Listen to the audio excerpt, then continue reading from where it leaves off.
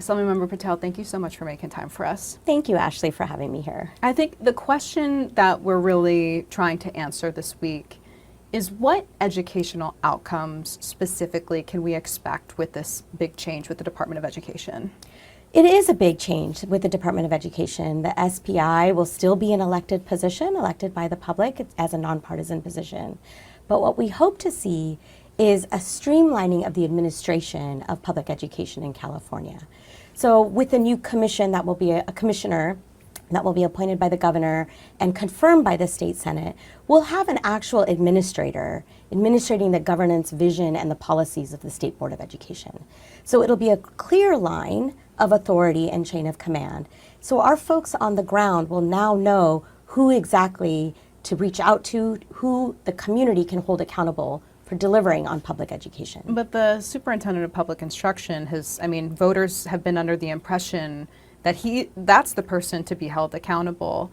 Like, why create this brand new position and not leave the Department of Education under the SPI?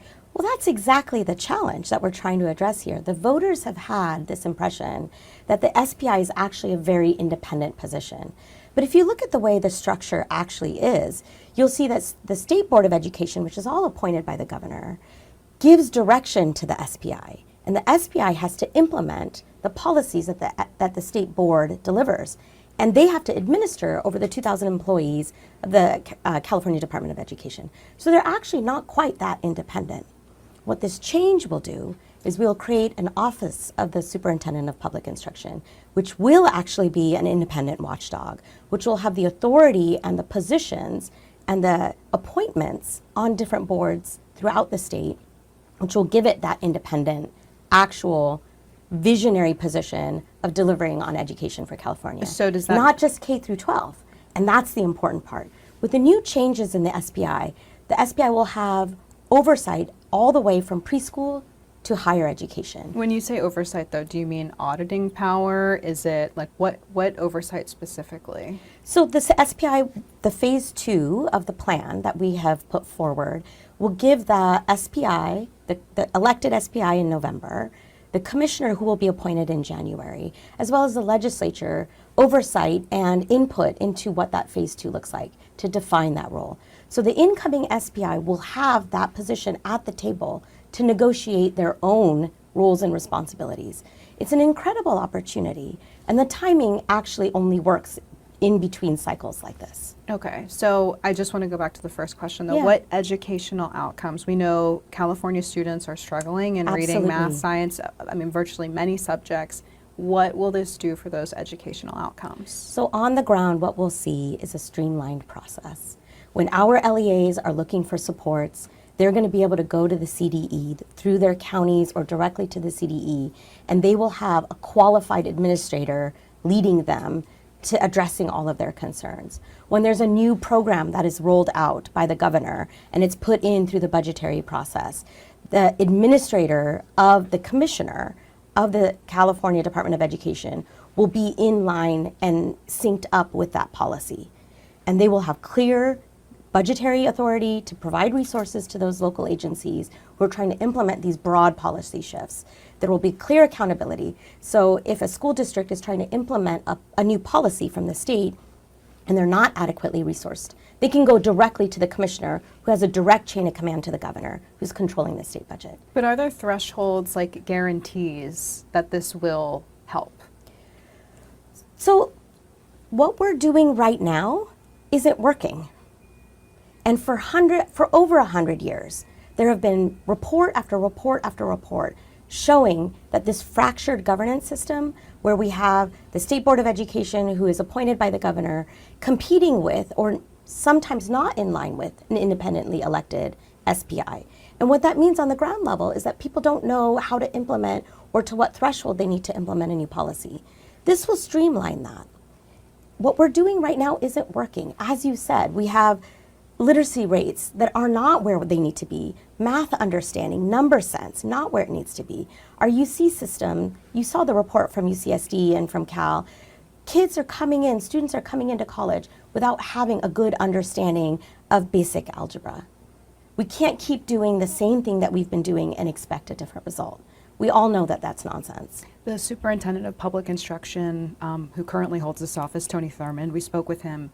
He said that he was not included at all in this process. I mean, you all essentially wrote a law on a Friday and you passed it on a Monday.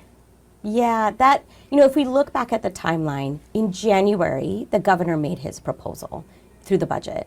By February, I was chair of the Education Committee, and I took it upon myself as my first action to hold an information hearing where we had all the key stakeholders present, including the superintendent, to weigh in on what their what their negotiations would be at the table. I invited all key stakeholders into a very public conversation. That was the opportunity to start engaging on what that change would look like. The governor made his mission very, very clear that this was going to happen. This is a bit in the weeds, though. Informational hearings, you're not taking a vote. They're not that high stakes. I mean, what you passed was a brand new law and an overhaul of a constitutional office within a matter of days. I mean, is that democratic? Actually, it wasn't even a couple of days. So after that informational hearing in February, we had 2 months of engaging with stakeholders. Between January and April, the end of January and the end of April, we had dozens of meetings, hours and hours and hours of conversation, input from the governor's office, input from key stakeholders. We had our doors wide open for meetings and conversations with key stakeholders. And then we actually had a bill written by David Alvarez. I later joined on as co-author. And that happened in April. So January was the proposal, February was the information hearing. Through that period, engaging with key stakeholders, all opportunities open, doors open, we wanted to engage.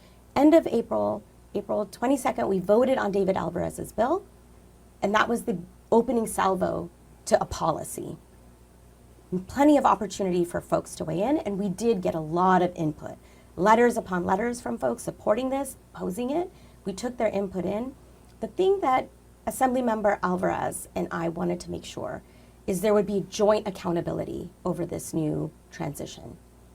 We got some important wins, and I want to share that. The SPI will be on all of the higher education boards. That's important. Also on C2C, FICMAT, so having a seat at the table where we're doing oversight and accountability, data information.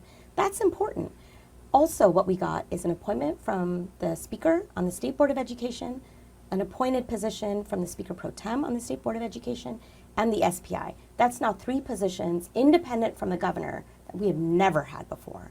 So for the people of California, what this means is they're going to have more elected representation on the body, the State Board of Education, which is the policymaking and governance body for education in California. And so you don't see it as like a growth of the governor's power in the state of California with this? So many states, most states, the governor is the ultimate overseer of public education.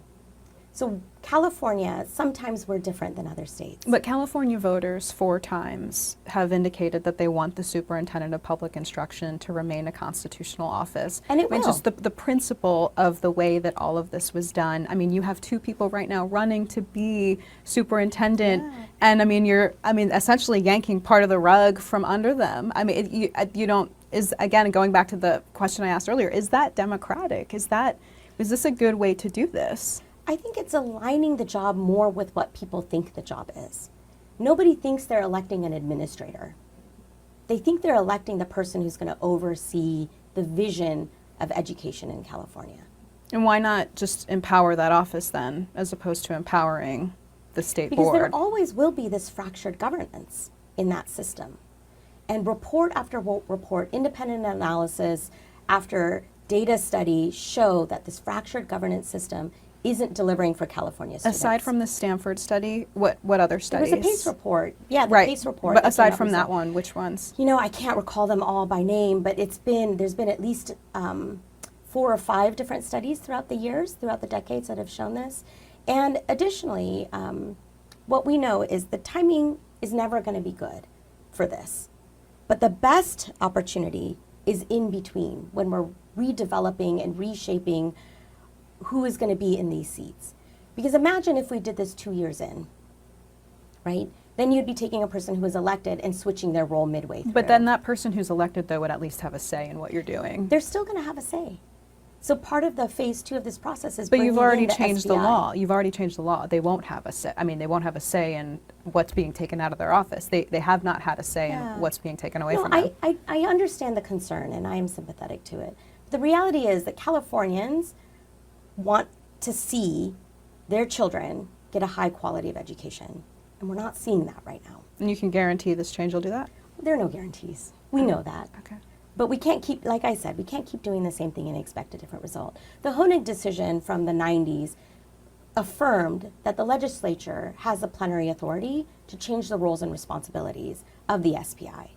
We're not eliminating the position. Yes, that is constitutional, and that would require a vote of the people. But we do have the authority to change the roles and responsibilities.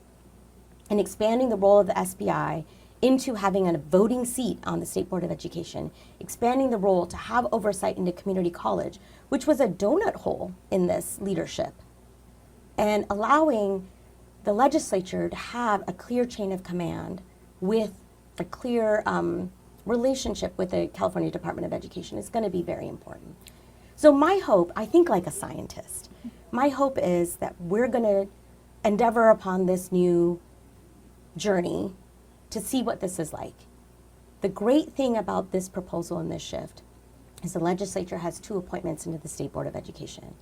And we will be able to use that to make sure we're going in the right direction.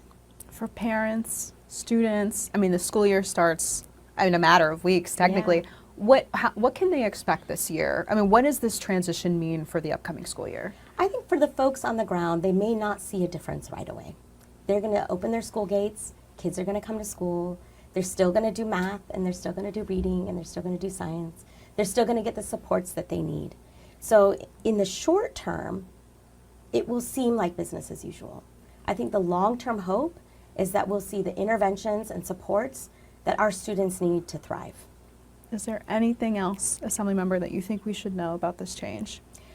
I would ask that the people remain optimistic and hopeful, that having this better, this more streamlined governance system will help us be more efficient and will help us hold the right folks accountable for the outcomes that we get. Assemblymember Patel, we really appreciate your time. Thank you Yeah. so much. Yeah, thank you for having me.